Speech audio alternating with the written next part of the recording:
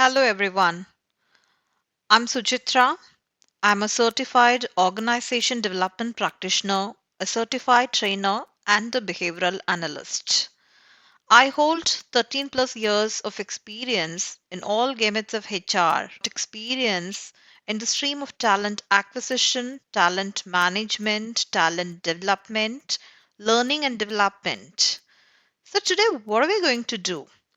I have always seen people struggling to crack an interview.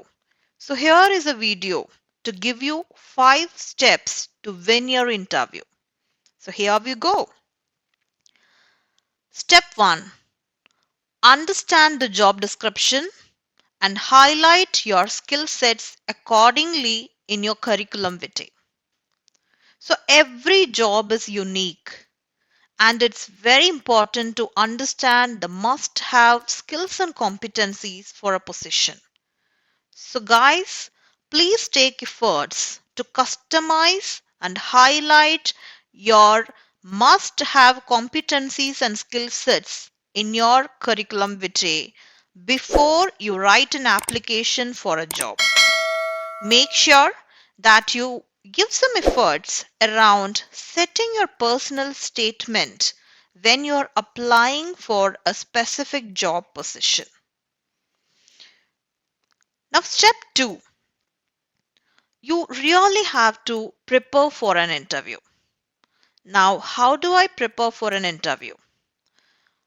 Make sure that you have a story to tell your interviewer. When an interviewer asks you to walk through your profile, make sure that you are speaking with a purpose and a sense. Keep it in order.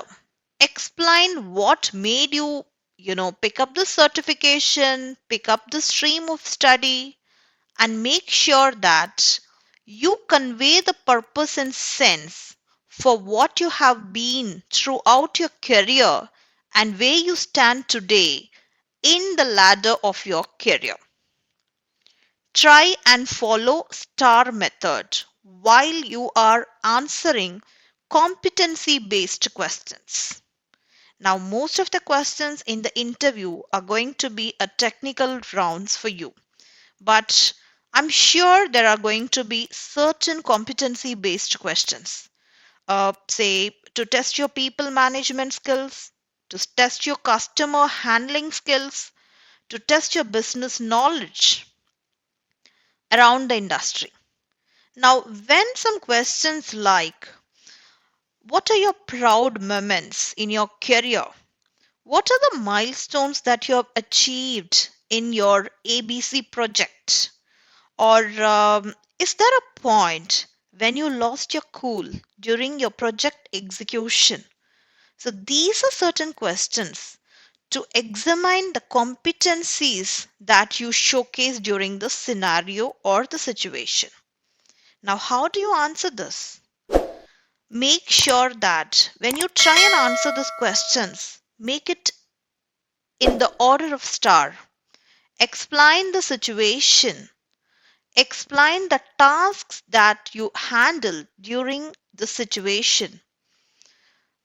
Make sure that you are taking the interviewer through the action points that you have executed during the situation or the scenario. Do not forget to emphasize on the results or the measure of success that you reaped at the end of the project. Yeah. Now, step 3. Now, step 3 is very important because step 3 is how you're going to dress up yourself. I'm going to talk about power dressing here. Now, make sure that you dress up formally despite it being a virtual or a face-to-face interview. Make sure you are presentable. If it's a virtual interview, make sure to have good lighting in the background, an undisturbed background, a quiet environment, and a good connectivity. Now, coming to power dressing, make sure that you are dressed up very formally and make it very formal interaction, to have a very focused discussion during your interview, and to create and build the credibility for your interview, dressing up powerfully and to the event is very, very important. Now, step 4, during the interview, make sure that you are keeping your cool and you're putting efforts to build the credibility in the first 7 minutes. In any interaction, the credibility of the speaker is built in the first 7 minutes. So make sure that you speak with confidence. Focus on the must have skill sets that you have read in the job description and must have competencies that you have cited in the job description. Drive your discussions with the recent and relevant experiences. And make sure you're giving a lot of scope for the interviewer to ask you questions from your recent and relevant projects to the job description. Now, what is step 5? Ask questions when you are given a chance at the end of the interview. Try and ask few questions and get a roundabout idea about your role. Please do not waste this chance and ask very opportunistic questions here. If you can, then post interview, make sure that you send a thanking email. Until we meet for the next time, all the best for cracking your next interview.